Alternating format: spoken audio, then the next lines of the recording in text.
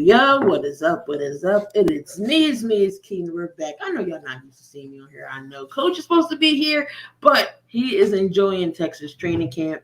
So, Coach, have fun out there with training camp. But I'm here. I'm in the building as always, and got my guy. We got Mo Better on this morning, as always on every morning. What's going on, Mo? Hey, how's it going, Key? And down at the bottom, we got Brett Gardy 3. What's going on, Brett? Not much. Ready to talk some sports. Oh yeah, we're gonna get down to the nitty gritty of things, and make sure y'all are in the building, like and follow the page, YouTube, everything here at the Sports Empire Network. But let's go ahead and get into the first topic here. As soon as I pull them up, we're gonna go not say out of order a little bit, but last night was football's back preseason. It's Hall of Fame time. You get to see the Hall of Famers get inducted into the Hall of Fame. We got Zach Thomas. We got D Ware, which he did the national anthem last night.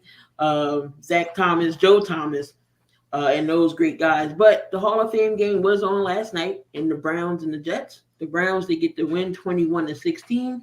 So, Mama asked you, was there anyone that stood out to you? I thought Zach Wilson looked poised last night. He didn't play long, but he looked poised. That deep throw down the sidelines, he threw that with confidence. It was accurate. It was right on point. If you're a Jets fan, you want to know that Zach Wilson is developing. And maybe that's the Aaron Rodgers effect already. I think that it's made Zach Wilson more of a student of the game. I think it's made him get in the gym more, step his game up. So I thought he looked good. I was really impressed, actually, though, with the young man that played quarterback for the Browns. I think his last name is Robinson. Dorian Thompson-Robinson. Yeah, I thought Robinson was really impressive. I mean, I know he's playing for playing time to back up Deshaun Watson, but still, he showed a lot of poise, a lot of athleticism. He was accurate, played with a lot of confidence. I enjoyed watching him play. I actually thought he was the best player in the field, so I enjoyed watching both of those young QBs step up last night. Yeah, you kind of just stole mine. I was going to say Dorian Thompson-Robinson really stole the show for me. He showed an ability to make plays with his arms and his legs, and not to mention he showed a willingness to put his body on the line, throwing down blocks when needed. That was a great block. So, overall, he really impressed me. He seems like a guy that is going to do whatever it takes to win, so he could develop easily into a nice backup for Watson and maybe more. Kellen Mond didn't play bad. It's just his receivers dropped the ball. Like he didn't. I mean, for 13 to 19, 92 yards. He did have a touchdown and interception for Kellen, and then DTR. He was 8 for 11, 82 yards and 1 touchdown. It's just Mond didn't do bad. It's just his receivers dropped the ball. But DTR is definitely going to be special when his time comes. I believe he'll definitely be a backup for Deshaun Watson. And that's to say, God forbid, something happens with Deshaun. I think he'll be in capable hands moving forward if that was to happen. The receivers didn't look too bad from what I saw. I didn't watch all of the game. I was coming on my way home, but did see the running back for the Browns. It was Kelly. Kelly was doing good. He had some good runs. He was 10 of 42 running. You had Fulton get a touchdown. But this Browns team is going to be special regardless when the regular season starts. We already saw Deshaun Watson on the sideline talking to Aaron Rodgers in the beginning. How do y'all feel about the Browns moving forward when the season starts? Well, so I know they're not projected to finish high, and there's a lot of question marks surrounding the team. But I think people forgot that Deshaun Watson, when he's right, with a full training camp, with time to get chemistry with his wide receivers, um, get more comfortable in the offense, Deshaun Watson can be a special quarterback. I understand why they haven't rated where they haven't rated now based off of the little we've seen, but I'm going to predict that he has a big bounce back season. You throw that with Nick Chubb, and they do have talent on the outside. And when Deshaun Watson is at his best, he can elevate young wide receivers. So I actually expect the Browns as a team, because they do have playmakers on defense as well. I think they're going to surprise people and be a lot better. I think they're going to challenge for that division crown. They're not going to win because the Bengals are the class of the division, but I think they're going to challenge. Say, I think if Deshaun Watson comes back firing on full cylinders, at worst, this is easily a wild card team. Really liking this Browns team. That offense has a nice nucleus to build around of Deshaun Watson, Nick Chubb, and Amari Cooper. So that's going to take a lot of pressure off guys like Elijah Moore.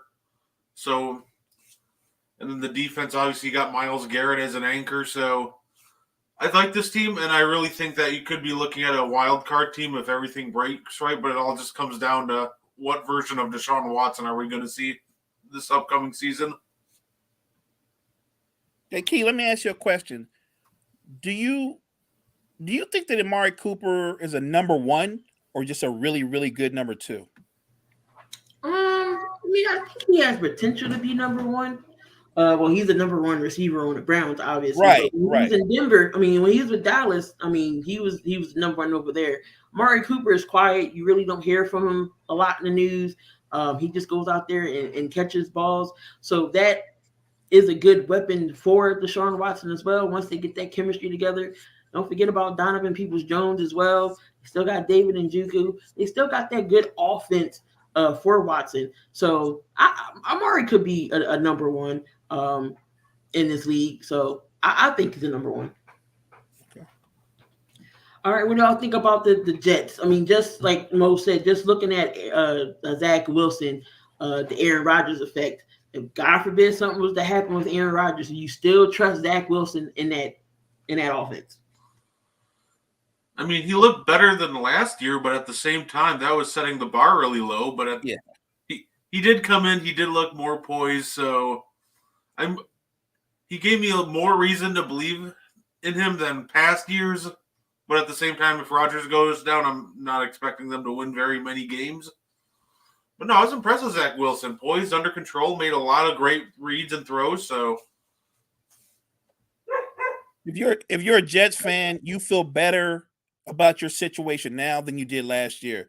If for any reason, and you hope it doesn't happen, that Aaron Rodgers has to miss time, if Zach Wilson can be consistent and play with poise like he did last night, then that's got to give Jets fans a degree of confidence going forward. So, not to go off topic here, but I did get some freaking news. The Bears are signing former Packers tight end Mercedes Lewis. And then yesterday, they did sign Yannick Ngakoue to the Bears team. Just off tangent, what do you think about the Bears signing Yannick for that defense and then bringing in a veteran like Mercedes Lewis? Well, so I'm thinking you're adding more depth to your defense, right? A defense that needs more playmakers. So it's a good thing for the defense. I'm actually more intrigued with the Mercedes Lewis signing because we were just talking about Jimmy Graham coming back and trying to make a comeback. So I'm like, what's going on with everybody looking for these older veteran tight? Look, and maybe what it is they need a locker room presence because Mercedes Lewis had a long career, been around for a long time. So maybe that's what it is. They're looking for somebody that can influence these young guys. Maybe get in their heads, teach them how to be pros. It's a good signing if Mercedes Lewis can still play. He doesn't have to be what he was when he was younger, but if he can still play, plus help in the locker room, it's a good thing for a young Bears team. Look, the best friend of any young quarterback, we all know this, is a strong run game and a reliable tight end. And Mercedes Lewis, good pass catching tight end, but he's also a very good run blocker, so he can help them in multiple ways. I really like the Mercedes signing for them because he is indeed one of the best, if not the best. He's right up there with the best blocking tight ends in the league when it comes to the run game, so that's going to help the run game tremendously. Don't expect too much from him out of the passing game at this point. The only time you really see a lot of Mercedes is like play action and you catch the defense off guard. He doesn't really have the speed or anything to break away from anybody anymore. So he's not really catching anything unless he's wide open. But I do like the signing, if anything. It's a good veteran presence in the locker room, and he's a real big boost to the run game.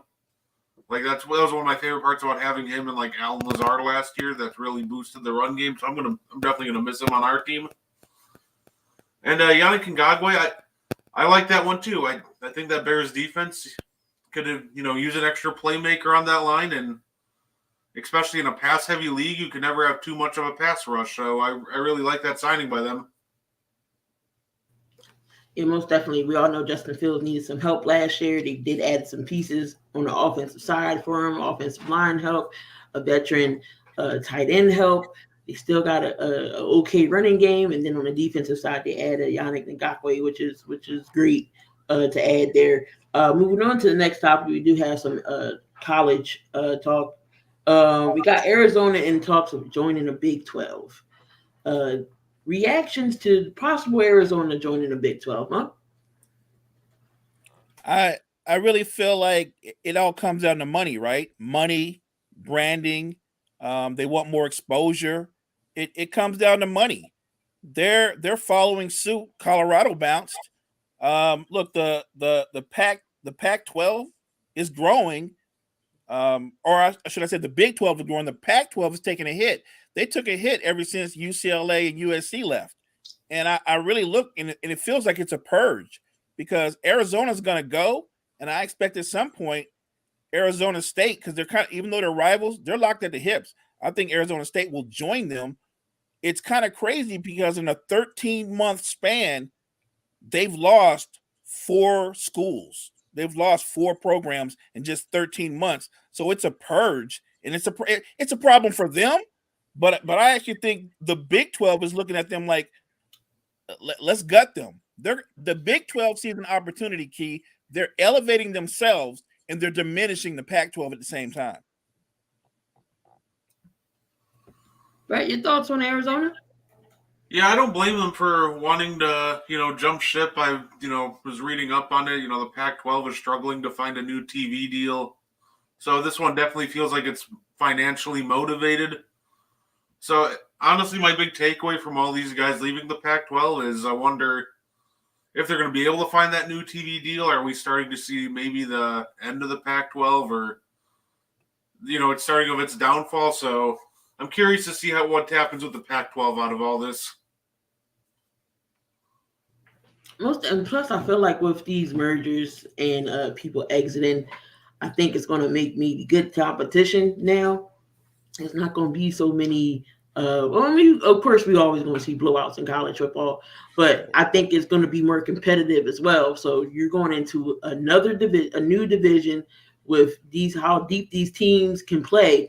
We could see some good competition football, which everybody hates a blowout, but I like to see a good competitive college game. Maybe go back and forth, not no 56-0 blowout, as we know we do see. An East Coast Gridiron says the Pac-12 is going to merge with the Mountain West, and San Diego State is already heading over there. So we definitely got to see what's going to happen. But I think it's good, especially when it comes down to the college playoffs, to see more teams involved, maybe just not the same ones all the dang on time.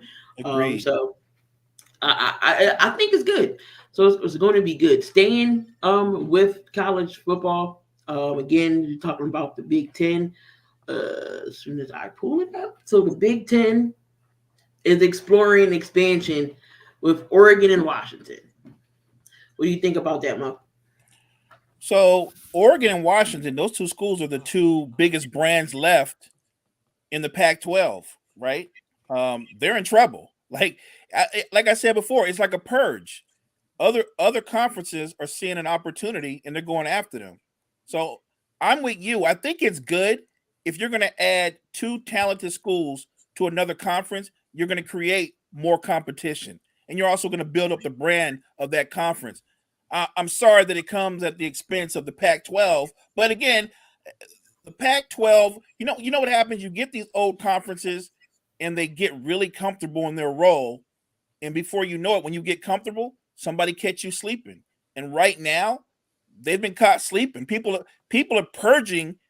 They're purging schools for their conference. So in the big picture, in the name of competition, it's great. But everything that's happening right now, Key, it all comes back to money. It always has, it always will. They've already made offers to Oregon and Washington that both schools have turned down of up to $40 million because they know there's more money out there. Right. Yeah, I 100% agree with what Mo said. I don't want to just copy and paste everything he just said, but yeah, no, he explained it perfectly. It feels like it's all financially motivated, and in the name of competition, I think it's going to be great. And moving forward, it'll be interesting to see what comes of the Pac-12 after all this. And again, you're getting more competition into a Big Ten. Mind you, the Big Ten hasn't won, a national championship any schools from the Big Ten in a while. It's ran by the SEC. So just give some competition for that division to see who can be in the college playoffs. Again, not the same team. So I'm all for it. I can't wait till they extend the playoffs a little bit, add more teams. So college season is going to definitely be interesting coming up. Again, more competitive, new faces. We'll see what the college football divisions can go to. So switching to the NBA, Kyrie Irving, he gave Russell Westbrook his flowers on Instagram, revolutionizing the game of basketball. Were the flowers well earned? I'm gonna start with Brett. So Russell Westbrook definitely deserves his flowers. Think what you will about him, but he came in, he put up a historic stat line. He really brought a lot of attention to OKC and stayed even after Durant and everybody left, and he kind of stayed loyal to them for as long as he could until he realized that they weren't going to be able to compete with him anytime soon. So I think he deserves his flowers. As far as revolutionizing the game, I don't necessarily think that he revolutionized the game necessarily. I know he was the first guy to average a triple-double since Oscar Robinson, but that felt like more of an outlier than a new norm. So I do think he deserves all of his flowers. He's a top 10 point guard in NBA history. He definitely deserves all the respect in the world. As far as revolutionizing the game, not so sure about that one, but yeah, he deserves all the respect in the world. Mo? So let's start with the obvious. He's a freakish athlete. Maybe one of the most freakish athletes in NBA history. And even though he's in year 13, 14, and he's not what he was, he's still one of the best athletes in the NBA. I don't think Russ has revolutionized the position, but I think that his superpower is that he's outworked people for the better part of 15 years. He's outworked everybody. There are times when guys take plays off on both ends of the floor, and Russ just hustles. He you know what? He's a grinder. He's a hustler, and he's made himself into a star by outworking everybody. I think what Russell Westbrook, any compliment, any flowers you can throw his way, are well deserved. My question is, why did it take so long for people to throw flowers at him? It's funny because just last year people were writing him off, right? They were writing him off. He's done. And then I thought that he did a great job once he went to the Clippers.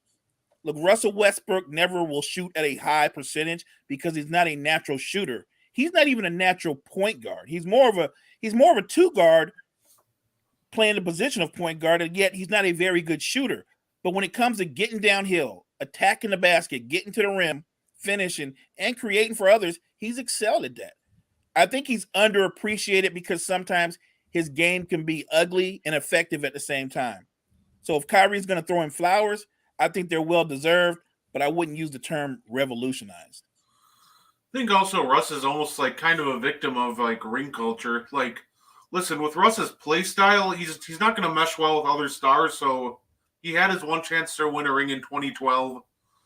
And unfortunately, with the way he plays basketball, it's just not going to mesh well with other stars. He's not going to be able to be on consistent title teams. And a lot of times nowadays, that's what people are looking for. Did you win a chip? If you didn't win a chip, nobody cares. So, unfortunately, I think Russ gets a lot of flack for that. And unfortunately, with his hustle and everything comes a lot of negatives, and people tend to accentuate the negatives. But I think at the end of the day, it's overblown, and I do think Russ just deserves all the respect in the world. I think he's hard to play with if you're a ball dominant player because he's a ball dominant player. When the trade was announced that he was going to the Lakers, I just thought it was a terrible idea from the jump because I know who he is and I know who LeBron is. And if you've ever seen LeBron James, and we all have, any point guard that plays with LeBron James, you don't actually get to play point guard because LeBron James is the point guard. If you're a point guard and you play with LeBron James, you better be a good spot up shooter because that's what you're going to be doing more times than not. You're not going to get to play the position of point guard. And Russ was an even more difficult case because he's not a good spot up shooter. So that idea, that mesh, that was just a bad mesh. And I think Russ got a bad rap for that whole situation. But to me, a guy like him who's going to be a first ballot Hall of Famer, you can point at his flaws, but I'm going to say the guy just outworked people. He deserves any flowers that he gets. Russell Westbrook, to me, will go down in history as just one of the hardest workers in the NBA, period. And plus, when Russ comes in, he changes the whole tempo of things. It's a little faster. He can find you in transition. He can. The only thing, like you said, Mo, he's not a good spot up shooter, but he will find a cut. He will find a trailer. He will dish out a jam. He will go hard to the basket. I know his percentage. He might go 9-26, but that'll be the hardest 9-26 triple double you ever seen Russell Westbrook get. Right. So you can't deny his work ethic. I still will take a Russell Westbrook any day, but he is good on the Clippers. Ty Lue got him playing great with those guys. You know, he knows his role again. Russell Westbrook has to be on the team where he's a first or second option. Mind you, Kawhi was hurt, so now he became the second option. PG went down, now he's the first option. So Westbrook works on a team where he's the first or second option. He didn't work with the Lakers because he became the third option. You had AD, you had LeBron James. So now here inserts Russell Westbrook. I knew that wasn't going to work, but you got to give Russ his flowers. Revolutionizing, not so much, but you got to give Russ all the credit in the world. Hey, Key, let me ask you a question real quick because you made a great point. If he can only be the first option in that kind of situation, can he be a third or fourth option on a contending team? Like, let's say Paul George and Kawhi Leonard surprises everybody in the world and they remain healthy and they go into the playoffs. What does Russ's role become? Because to me, I think that a part of him has to realize that if these guys are right, can I come off the bench or can I accept the fact that they don't need me to score 16 or 18 points? I'm good with 12 points, 6 assists, 6 rebounds. I guess what I'm saying is, can he play a winning role at the same time taking a step back? No, I definitely think he can, especially if the first unit don't need him. He can definitely come off the bench with the second unit and help out that second unit and score 10 or 12 points and still win the game. Possibly that team goes to a championship. But I think he can do that off the bench and help that second roll out. Yeah, I don't think you'd be looking at Russ in a situation like that. I don't think he'd be starting. I don't think he really could be the third guy. Like I said, it's just not his play style. Unfortunately, with all the good he does, with his flaws, he's reckless. He doesn't necessarily shoot well. He does have a lot of turnovers. He can get ball dominant. I think at that point, his best role is going to be six-man if Paul George and Kawhi Leonard are healthy. Or you can start him with those two, but pull him out early and bring him back in when those two are ready to hit the bench. So I think he has a role on a contending team. I just think it's six-man. Brett read my mind because these guys have egos, right? I think you start Russ, but I guess maybe at the first break, maybe 5 minutes in, you pull him, and then you bring him back in primarily to run with the second unit. I think that's the best way to go. Russ can help you, but what you don't want the ball in his hands late in the game. He's not a great decision maker. He just isn't. He never has been. Yeah, when you want the winning shot, please don't put the ball in Russell Westbrook's hand. It's not going to end well. But he did come off the bench a little bit with the Lakers, and it actually worked. Darwin Ham actually having him coming off the bench role, and he was okay with it. But like you said, you can't have three of them out there. Look when he was with Houston and James Harden. The whole tempo changed when he brought up the ball compared to when Harden brought up the ball. The tempo was faster. He was going to the rack. He was, again, finding people. So he does change the tempo of the game. But as his career gets, later in his career, either he's going to be that first or second option, or he's going to have to get moved to the bench. Either way, Russell Westbrook can help out a second unit. All right, so moving on again. So we're going back to the NFL. Alvin Kamara did meet with Roger Goodell. And he's expected to be suspended between 2 to 6 games, according to the reports. Can the Saints weather the storm without him if it's more than 4 games? Right? So I think the answer to that is it's all going to come down to how does Michael Thomas look when he comes back, right? Because I like Jamal Williams, but Jamal Williams isn't necessarily a very good dual threat out of the backfield. So to me, if Alvin Kamara misses time, then you're looking, and Michael Thomas is coming off rusty, then you're looking at an offense whose passing offense is Chris Olave, and even more Chris Olave, and I just don't think that's sustainable. So I think they could survive a suspension, but it's all going to come down to how does Michael Thomas look coming back off of injury? No. I think they can survive. Look, that defense is one of the best defenses in football. So if they can survive off of that defense, making plays, shutting down other offenses, they're going to need the best version of Derek Carr, because I don't think the run game is going to carry them. But if Derek Carr could be an efficient quarterback, if he can move the chains, sustain drives, and make plays in the red zone, I think, again, even without Kamara, this Saints offense could be a solid offensive team. Look, this is Derek Carr's biggest opportunity. He's going to play with a top 5 defense.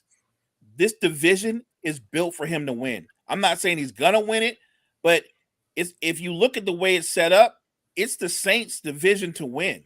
So even without Kamara, who, by the way, has been in and out of the lineup most of his career, I would just say that Kamara not being there is one less weapon, and he's a very versatile weapon. But I think they can survive him. It's not like he's a dominant running back. He's really more of a receiver than a running back. He's never rushed for 1,000 yards his whole career. Like he's one of those guys that we talk about when we say top running backs, and they mention Kamara, but he's not really one of the top running backs. He really isn't. He's terrific out the backfield. His best ability are his hands and his route running. So can they survive without him? They've been doing it for years. So yeah, they can survive without him, but they're going to need a much better version of Derek Carr.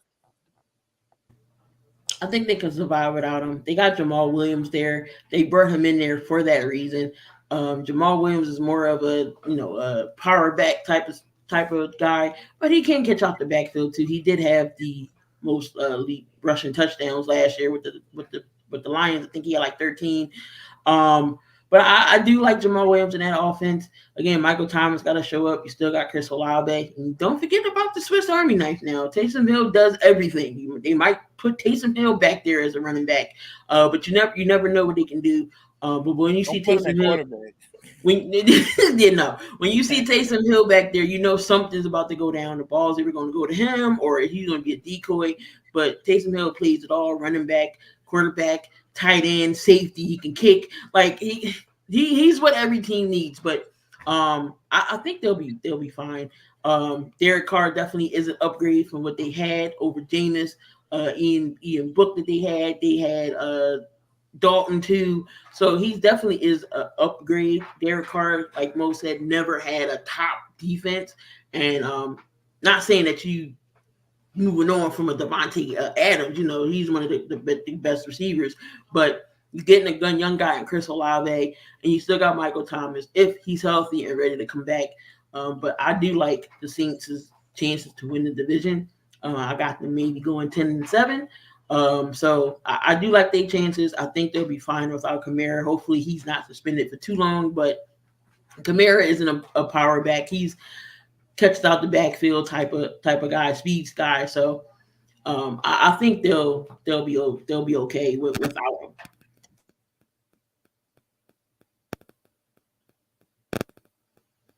Kyle said Michael Thomas is a big if. Yeah, he is a big if. We'll see. He's up there stealing the Saints' money.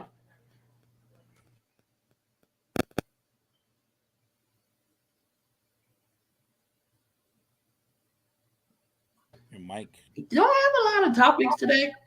But the Bleacher Report recently asked the fans who the best slot wide receiver in the NFL is: Keenan Allen, CeeDee Lamb, Amar St. Brown, or Cooper Cup. And yes, all these guys played majority of their snaps in the slot last season. So out of those guys, who's the best slot receiver? I would go Cooper Cup. Um, he's like when I look at Cooper Cup, he's like Wes Welker on steroids. He's got that short space quickness that Welker has, but he can also take you deep. He can also run a 9 route. He can run cut routes. So he's not a one-trick pony. He plays in a slot, but he can hurt you in every area of the field. So to me, it's Cooper Cup. I don't even think it's close. He's the most versatile to me of all those slot receivers. He can kill you in the hashes, but he can also beat you down the field. Brad, who Yeah. you got? Yeah, I had Cooper Cup for this one too. When him and Stafford are both healthy, their connection is undeniable. His route tree is just everything. He can do everything out of the slot. Look, I think I really like CeeDee Lamb too, and I think Amara St. Brown's also is on the up and coming, and he's also a really good receiver. But I don't think any of those guys have surpassed Cooper Cup quite yet. Although I think CeeDee Lamb could possibly do it in the next couple of years as Cup starts to decline and he's still on the way up. I'm going to go different here since y'all all said Cooper Cup. Again, I'm going to go with the Amara St. Brown. That kid is amazing for the Lions. Him and Garrett Goff got a good connection. That's why I don't think the Lions want to venture off from Jared Goff just yet. I think Amar St. Brown is better than his brother on the Bears. He's explosive. He got the speed. He got the hands. I like Amar St. Brown over, not saying over Cooper Cup, but y'all went the Cooper Cup route. I went St. Brown route. What's going on, Freddie? Appreciate you being in here this morning. Appreciate you. But I just like Amar St. Brown's game. That kid is going to be special with years to come. With the Lions, not saying he's going to be a Megatron situation, but he's going to be great for that Lions organization. He can make people miss. The kid is nice at the open field. Like he makes people look silly in open field. So I he would have been a close second for me. And look, big picture, Key. I think the Lions are going to be a lot better than people think. Like what do you think about the Lions in terms of their place in that division this season? I think I have the Lions. It's a toss up between the Lions and Minnesota. It's like I don't trust Minnesota. I'm gonna take the Lions winning the division. I think they'll be better than last year. We all know that the Bears is gonna be up and coming. Green Bay is gonna fall off a little bit because of Aaron Rodgers is not there. They got Jordan Love. I got the Lions possibly winning that division. They upgraded on defensive side. They upgraded on offensive side. They filled their holes that they're needed. And Dan Campbell is still a good vocal leader and that coach. Yes, I do. That's a bold take, Freddie. Yes, I do. And I'm not the only one that says that. So what did she say? What did he say? I said the Jets won't make the playoffs. That's my hot take. You're not the only one that feels that way. See, thank you, Mo. And Freddie, hush your face. Don't come in here talking smack. I think it's tough for me to imagine the Jets missing the playoffs just to see how well that offense did last. Like, that was a pretty, it wasn't spectacular, but it was a pretty solid offense with Mike White, Joe Flacco, and Zach Wilson. So now you're adding still a top 7, top 6 quarterback in Aaron Rodgers. So I don't mind the bold take, but I don't see them missing the playoffs, honestly. Freddie, what you don't realize is division, though. It is. But what Freddie fails to realize is once Aaron Rodgers throws to a receiver and you start dropping balls, he's not going to pass it to you.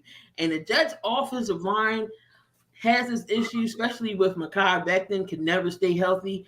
Let's see if he has a healthy season. But let somebody on that offensive line not do their job and Aaron Rodgers gets hit, they're going to be in trouble. Because, he's up there in age. He's 40. He can scramble out the pocket when need be. He can use his legs. But have Aaron Rodgers keep scrambling because he don't have time to throw, it's going to be an issue. And I think that's where the problem is going to come in at. So that's why I think they're not going to win. They're not going to go to the playoffs, Ready? They're not going to the playoffs. That's my biggest concern, their offensive line. That's my biggest concern. I have no problem with the talent they have on the outside. They've got young, talented guys that are going to be beasts. But if your offensive line is poor or one of the lowest ranked, it doesn't matter what you can do on the outside. Your quarterback's running for his life. And we don't know what Breece Hall is going to be coming back. They've got some other guys that can fill that hole, but he was special up until his injury. And if he comes back and he's anything less than that, that's going to hurt the offense as well. So I know everybody's high on Aaron Rodgers, and I'm not knocking Aaron Rodgers, but I'm just saying, like any quarterback, if your O-line can't protect you, it's a problem. No, I can see. That's why I think that it's a bold take, but it's not necessarily a terrible one because there's a lot of things that could go wrong. And with a bad line, we've seen Rodgers that if he throws an interception, he gets really conservative and he doesn't tend to react well to those. So I think it'll be interesting. I don't think they missed the playoffs, but it'll be interesting to see what they do this year. I think we're all caught up in the fact that it's Aaron Rodgers and he's in that division. But I think you forget that even though I think the Bills have come up short in the postseason, the Bills are going to win 11 or 12 games. And it's an if. It's a big if. But we're doing ifs, right, with Rodgers and the Jets. If Tua is upright, the Dolphins are going to be better than the Jets too. So I don't know how the Jets make the playoffs if Miami and Buffalo is going to make the playoffs. 3 teams are not going to come out that division. We all know he's not Zach Wilson, Freddie. Oh my God! I'm just saying, if Rodgers has no line, he don't have no time to throw the ball because the defense is going to be in his face. He's going to be looking up at the sky like that one meme when he looked up, his helmet was all to the side. This is how he's going to be. You need an offensive line to give the quarterback time to throw or the running back time to move into, the juke and hit those holes. So without an offensive line, that the Jets' offensive line isn't that great. Come on, Freddie. Brett, you're the Green Bay guy, and you've seen Aaron Rodgers. How was y'all offensive line? How did he do with his offensive line at times? I know y'all didn't have Bakhtiari there at some times, but how did he do with the offensive line? Aaron Rodgers with a bad offensive line, he just ends up getting the ball out quicker, and if they can't stop the run, then they just adapt more of a West Coast offense where it's just going to be a lot more short, quick passes to make up for run game and a lot of screens. So, honestly, if the Jets line starts to falter, I fully expect them to start implementing more just quick passes, quick screens. But it's definitely it's not pretty all the time, that's for sure, because then he starts rushing throws, then that's when you start seeing overthrows.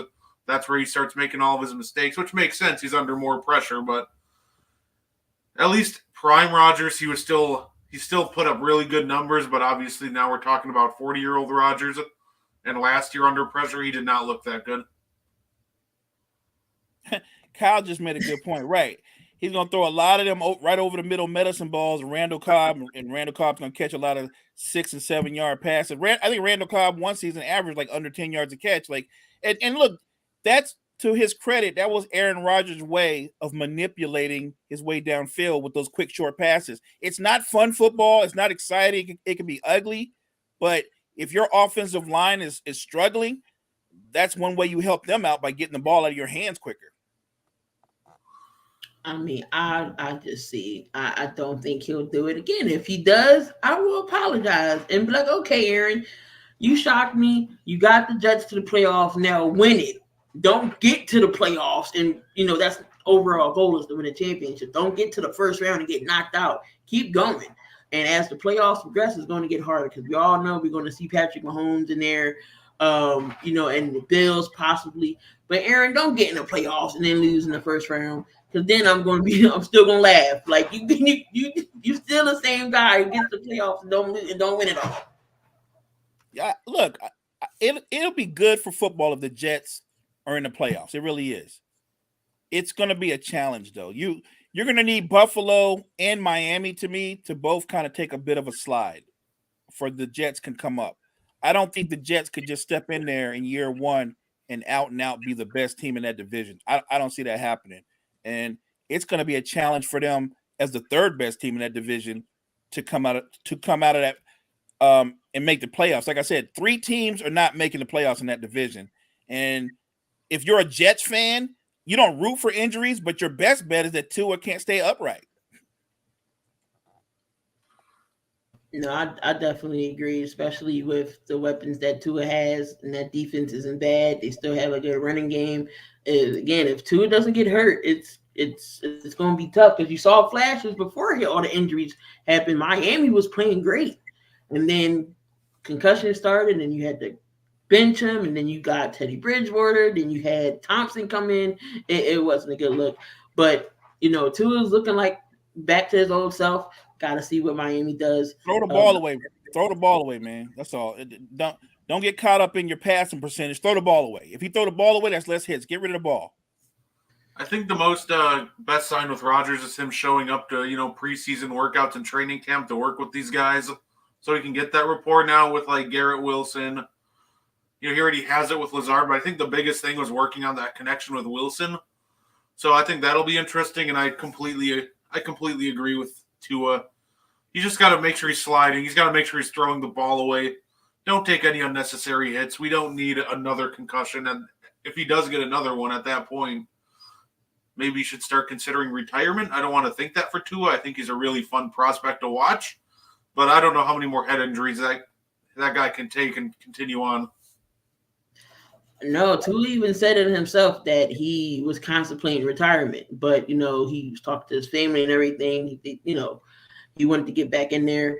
Again, if like Mo said, throw the ball away quicker, slide, and if he gets hit again, it's going to be bad. But I think this time, if he does, Miami, the whole team is organization as a whole, they're not going to put him back in that situation again.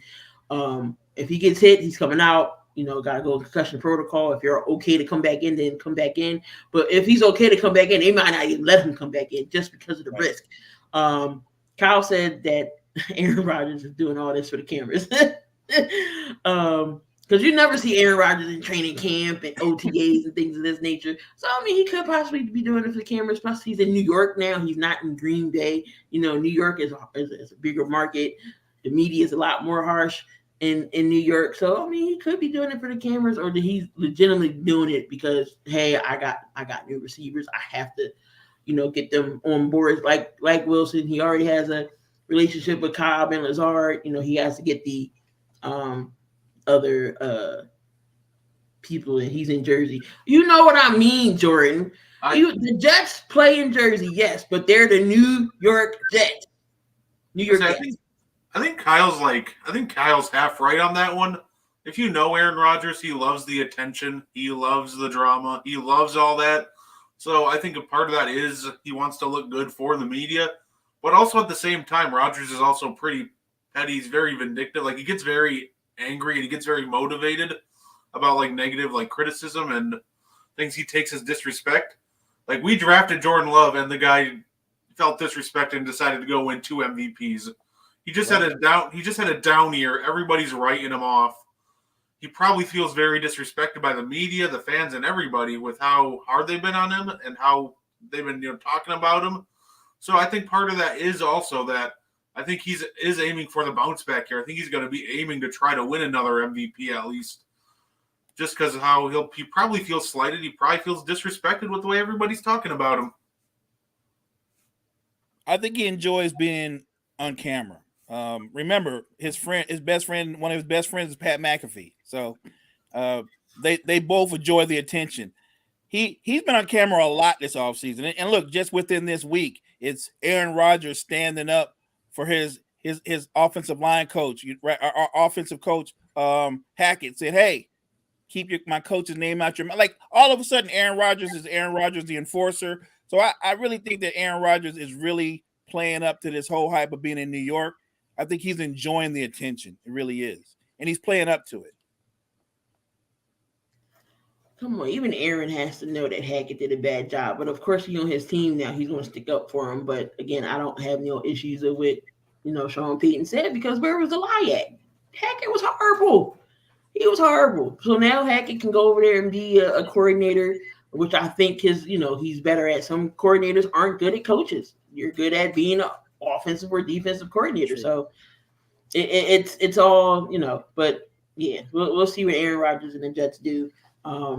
You all know he cares about MVP. Doesn't seem to be worried about Super Bowl. He only got that one Super Bowl. Can Aaron Rodgers get another Super Bowl before he calls it a quits? I don't think so. I think he's going to have that one. He had plenty of opportunities to, but it just seems like San Francisco was the killers that stopped him. They was that one seed.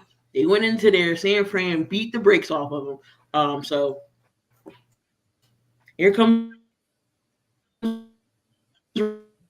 Rodgers. I knew I had the Patriots is winning the AFC East, but okay, but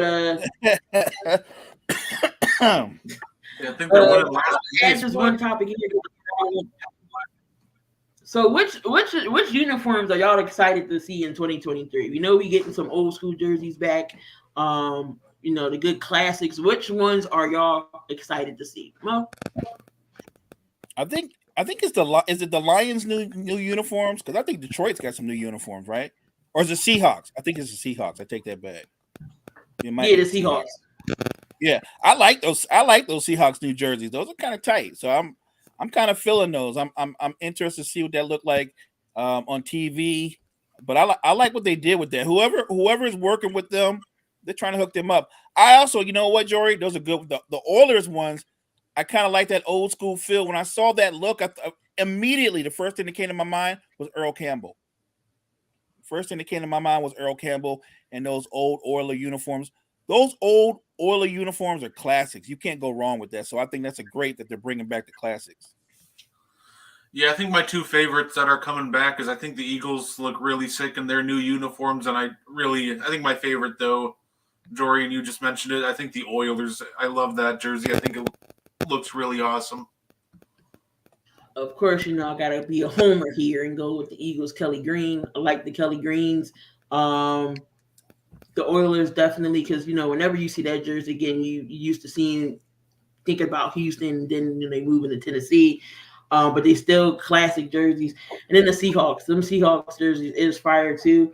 The Vikings going back to their old uniforms, which isn't bad, and Tampa Bay is bringing back the creamsicles. So they They definitely. can keep those. They can keep those. I never was a big fan of the creamsicles either. Yeah. I wasn't a big fan of them. And I don't know why they would bring those back anyway, because that was when they wore those. That's when they was like garbage. Like you don't have any good memories from there. You don't need, you can keep those. Oh yeah, the Patriots got the throwbacks. Is I wonder if Denver's bringing back their throwbacks. Is Denver's like the classics was Tampa Bay, Denver, the Pats. Of course the Eagles with their green. The Oilers. So I don't know if Denver's bringing back theirs, but the throwback jersey is definitely going to be interesting. I'm not even an Oilers fan, and I wouldn't mind copping one of those. I said the same.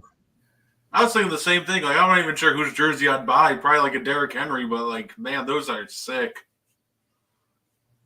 Like, if you can get an old school Oilers, I don't know. I would have to go with one of the Matthews. Because you think about the Oilers. Think about the Oilers. Think about Bruce. Being on the offensive line. Maybe McNair. If you're doing a throwback, I know he's go Warren Moon. Warren Moon, right? Yep. Yeah. All I'm going to say is too, Jordan. After the Titans beat the Ravens, when you have to buy that jersey, I'd get the Oilers one. He got to get a Will Levis. Yo, I'm going to laugh my behind off if Tennessee beats the Baltimore Ravens. Jordan, you better avoid the chat that whole week. It's just going to be on mute all week. Because Jury is going to be in his grill, and he got to take a picture of the jersey and send it. Oh. He said he's going to be in rare form. All right, so again, wasn't staying on here too long. At least wanted to get an hour in with y'all guys. So the final topic of the morning, it does go to WNBA. Diana Taurasi becomes the first player in WNBA history to reach 10,000 points. Last night, she did get 42 points and beat the Atlanta Dream 91-71. Do you think there'll be anybody else in the league right now who could possibly pass her? Well, It's going to be hard. If you're looking at some of the younger stars, they're too early in their careers for you to even consider them. Maybe somebody like a Breonna Stewart, but you're talking about Breonna Stewart playing at a high level for like 8 or 9 more years. When you think about what Taurasi has done, Taurasi is a basketball animal, which he has done.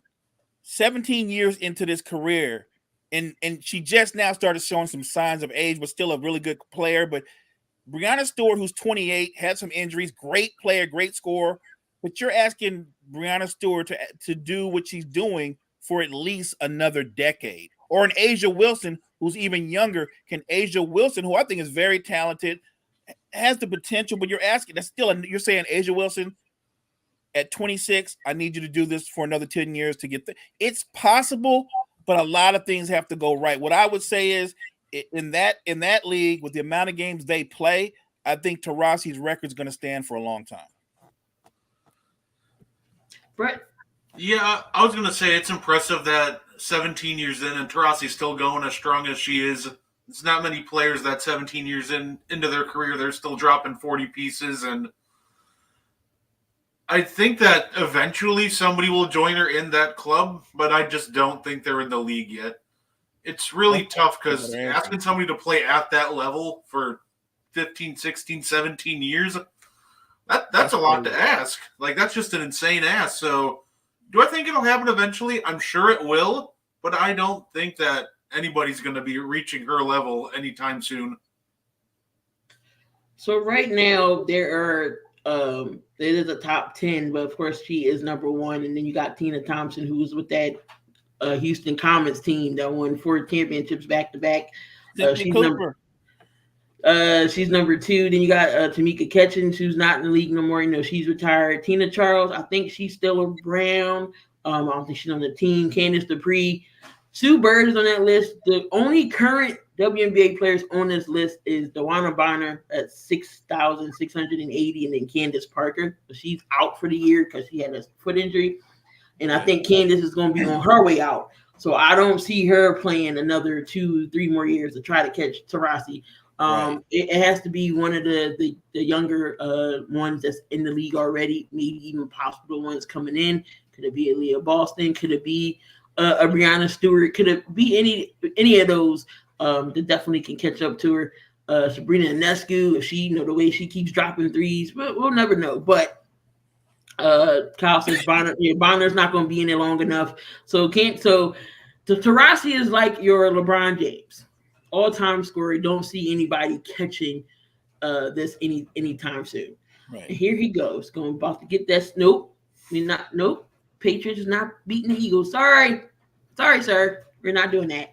I don't think like Aaliyah Boston will do it. I see her more as like a defensive-minded player who can score. So, like I said, I think it would have to be somebody like, could Caitlin Clark come in next year and play for the next 20 years and start dropping buckets like Truss? Maybe, but it's just so hard to expect somebody to do that. Right, and plus the league, the season isn't over, so she's going to be adding towards that 10,000. So by the season, she could be at 10,005. Who knows? But there's definitely going to be a hard record to break. Mo, I'm not sure if you have your boxer for this Friday morning. I was going to push box until Coach got back, but I did have a question for Brett. Yeah. So okay. Brett, you did a great reels on underrated players, and the first guy out the block you did ISO Joe Johnson, and I thought that was a great pick. But let's ask you a question for both of you. If Joe Johnson wasn't the number one option, the main guy in Atlanta, obviously with Josh Smith and Al Horford, if Joe Johnson played with, say, a Steph Curry, or if he played with a Kevin Durant, would the perception of him overall be different than what it was with him being the lead guy of the Hawks? You know what I'm saying? Like there's no denying that Joe Johnson's a great player. But if you wanted to nitpick, what I would tell people is Joe's a great player. He's a closer. But I don't think Joe Johnson could ever be the best player on a championship winning team. And I'm not slighting him. I'm just saying that I think the perception of his career is that he wasn't a winner. I would disagree with that and just say that he wasn't in a more natural role. Does that make sense? No, absolutely. I 100% agree with that. The thing with Joe Johnson is he was a consistent 20 a game scorer in his prime, but he was normally like right on that 20. He was just really good at closing out games. Like, you need somebody to score 15, Joe's going to give you 20. You need somebody to score 30, Joe Johnson's going to give you 20. Like, I think that if you played with somebody else like a Steph Curry, that he could be a number 2, that he would actually be even better. He'd be even more efficient. Him attacking number 2 guys on offense and him being able to just kind of play that role of a closer and close out games, I think that he would have been even better. And I do agree with that. I think he's a winner. I just don't think the situation was ever just perfect for him to be able to compete for a title. I remember that Atlanta Hawks team, and their claim to fame was they took the Celtics, the Celtics team that won the championship. Their claim to fame was they took the Celtics to 7 games. That was their greatest accomplishment the whole time they were together, that they took the Celtics to 7 games. And it's no knock on any of them because, look, Al Horford, good, solid player throughout his career. Josh Smith, all the potential in the world, but he wasn't really a good player. He just wasn't consistent. And then you had Joe Johnson.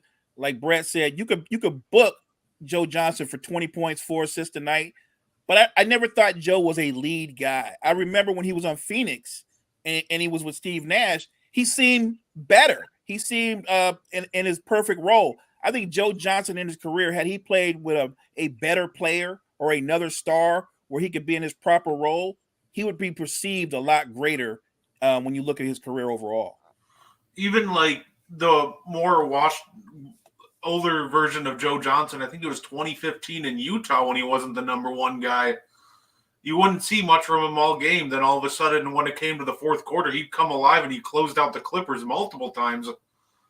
He had Blake Griffin looking silly. So I agree with that. I would have loved to see Joe Johnson as like a second option because I think that would have been perfect. If you paired him with like either a two-way star or like a defensive-minded first option, I think he could have easily won multiple titles. Yeah. Or even if you paired him with somebody like Chris Paul in his prime, both in their prime, that's what Joe Johnson needed. He needed somebody he could play off of. I think that's the only thing that held him back. I understand why the Hawks wanted him. They thought that he could be that guy, and he was their best player, but he's not one of those guys that's meant to be a lead player on a title contending team. And a lot of guys fall in that category. We could talk about that all day long just on that alone, but I just think Joe Johnson, he was a good pick for you, Brett, because I think he is very underrated. No, absolutely. I do love doing those underrated player reels. If you guys haven't checked it out in the chat, this week's player was Moses Malone. Oh, oh yeah, and then I got a couple of ideas in mind for next week, so definitely get ready to check that out. I think we're going to go. Joe Johnson still playing in the Big 3 right now. You know, he's over there in the Big 3. He's on Lisa Leslie actually won the championship with Joe Johnson and the rest of the team. Right. But definitely ISO Joe was definitely a good player. He was with Boston that last run. Thought maybe they could have at least got a chip. You know, he could have got one, but it just didn't work over there in Boston. But before we get on out of here, Brett, where can the people find you at? You can find me on the morning show Tuesdays, Thursdays, and Fridays. You can catch me on Line in the Sand on Tuesday nights. And you can also catch me releasing reels for the Sports Empire Network. I like to release my underrated player of the week reel, which on whatever my day off falls. So make sure to keep an eye out for those. And well, where can the people get in contact with you at? Right here on Coffee and Sports in the Morning, Monday through Friday, with Coach, but normally with Coach, but Coach is going to be away at camp. So I'll be here with Will and the crew, and we'll make it work. We're going to have JG back next week, so I'm excited for that. And you can also catch me Monday nights on Cheap Seats with Gene and the crew. And as always, y'all know I'm Cam, always in the building. I'm usually behind the scenes on Empire, but y'all can catch me on Lines of the Sands on Tuesday nights. Tuesdays with me and Coach Dante, 7,200 seconds. If y'all have not checked that out, I know we've been on a little break, but we'll be back definitely when the season starts. We're going to break down all our predictions and everything else. So make sure y'all tune in to 7,200 seconds if y'all have not tuned into that. But yeah, I'm always around whenever anybody needs me to do anything. Make sure y'all tune in later on tonight. We got the Above the Rim podcast. That's at 9 o'clock. Um, that's what Coach will be back for that. Coach Dante, you got Rod, and Maria will be on there to break down some NBA.